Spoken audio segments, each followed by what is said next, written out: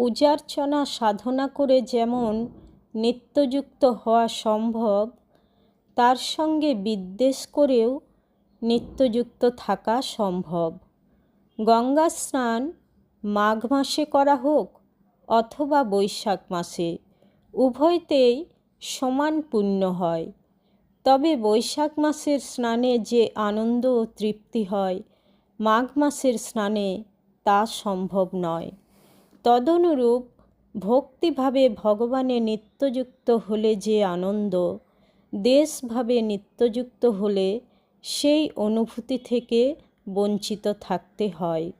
উপরন্তু দেশভাবের ভক্তিতে এমন সামর্থ্য অর্জন করতে হয় যাতে একমাত্র শ্রী ভগবান ভিন্ন কারো হাতে যেন মৃত্যু না হয়, নচেত অধোগতি অনিবার্য। অতএব প্রেমপূর্বক ভগবানের ভজনা করাই শ্রেয়। শ্রী ভগবানের কি অদ্ভুত কৃপা! তিনি চান শরণাগতি।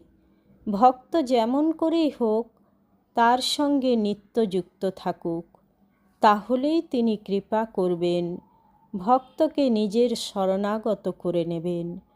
তিনি যে অহেতুক কৃপা সিন্ধু।